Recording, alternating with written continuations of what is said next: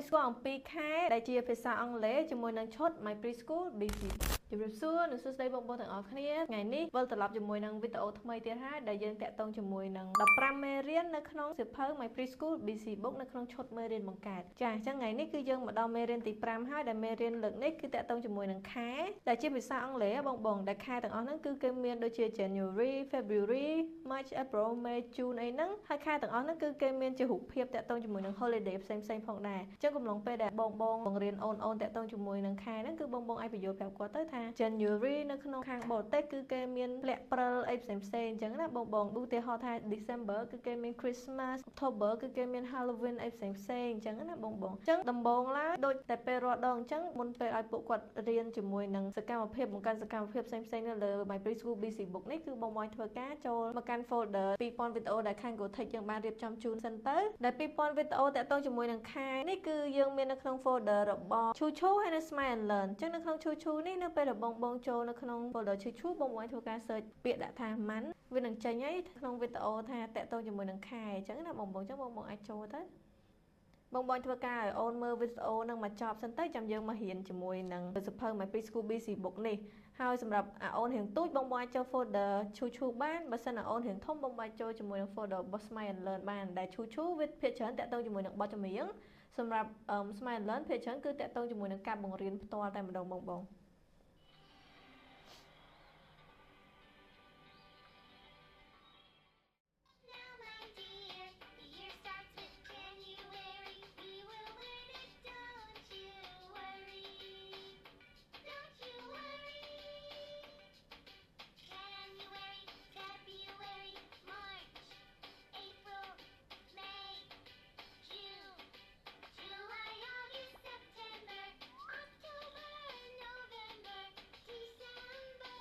ចឹងបើសិនបើអូនរៀងធំហើយគឺបងអាចចូល folder របស់ Smile and Learn ហើយ search ដដែលមកតាក់ទងជាមួយនឹង month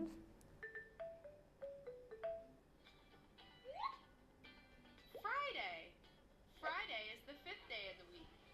ចឹងនៅក្នុងវីដេអូរបស់ Smile and Learn គឺគេមានរៀបរាប់ជាមួយនឹងថ្ងៃខែទៀតចឹងណាបងគេរៀបរាប់ពីថ្ងៃហើយបានចូលទៅខែ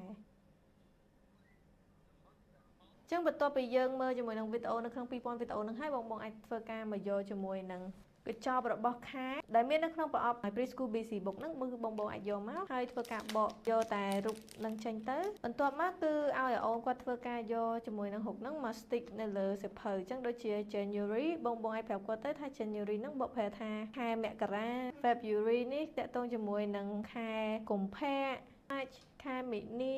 April ខែមេសា May June July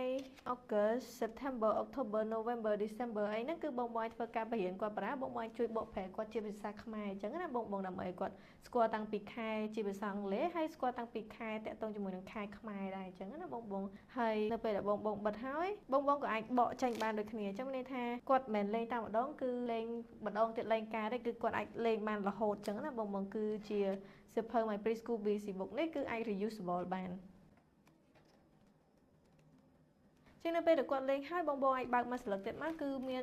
ជាមួយនឹង select តាក់ទងជាមួយនឹងផាត់ពណ៌ទៀតហើយអញ្ចឹងបន្ទាប់ពីគាត់រៀនជាមួយនឹងខែហើយគឺបងអាចគាត់មកបង្កើតសកម្មភាពជាមួយនឹងការផាត់ពណ៌នៅលើនឹងផ្ទាល់ដែលនៅក្នុងប្រអប់ហ្នឹងក៏មានជាមួយនឹង First ដែល First នេះគឺគូសហើយគឺនឹងអាចលុបបាននៅពេលដែលយើងគូសទៅផាត់ពណ៌ចឹងនៅពេលយើងផាត់ហើយនៅពេលបងចង់ឲ្យអូនលេងម្ដងទៀតបងអាចធ្វើការលុបចេញបានចឹងមានន័យថាពិសេសខ្លាំងមែនតើគឺ reusable ចឹងអូនលេងបានច្រើនដងហើយអត់ធុញទៀតបងចឹងសម្រាប់មេរៀនតាក់ទងជាមួយនឹងមេរៀនទី5នៅក្នុងសៀវភៅ My Preschool BC Book យើងគឺតាក់ទងជាមួយនឹងខែហ្នឹងគឺបានមកដល់ទីបញ្ចប់ហើយជួបគ្នានៅមេរៀនបន្ទាប់ទៀតគឺតាក់ទងជាមួយនឹងមេរៀនទី6គឺ My Farm គឺតាក់ទងជាមួយនឹងរុក្ខជាតិនៅក្នុងសួនរបស់ខ្ញុំចាចឹងជួបគ្នានៅវីដេអូក្រោយទៀតបាយ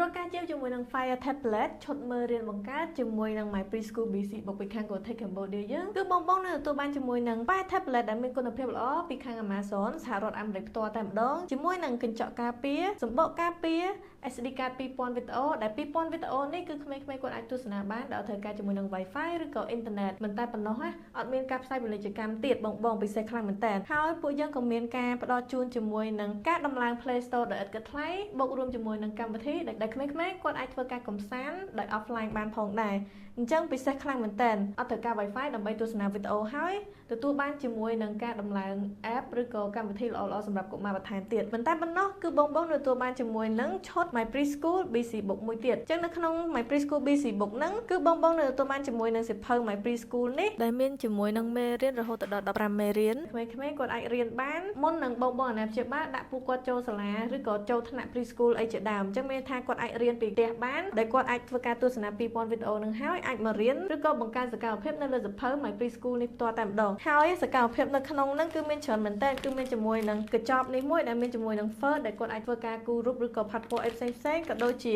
រូបហើយនឹងមេរៀនដែលបងអាចធ្វើការឲ្យគាត់បង្កើនសកម្មភាពនៅលើនឹងបានដូចជាការបិទ stick ទៅលើមេរៀននឹងមួយហើយមេរៀនគឺតាក់ទងជាមួយនឹង lifestyle ការរស់នៅសត្វឬក៏លេខអីផ្សេងៗដែលក្មេងៗគួរតែដឹងមុនគាត់ចូលរៀនតែម្ដងអញ្ចឹងពុតនេះពិសេសខ្លាំងមែនតើបងអាចធ្វើការរកជាបាននៅ Go Tech Cambodia ឬក៏ Go Shop Cambodia បាន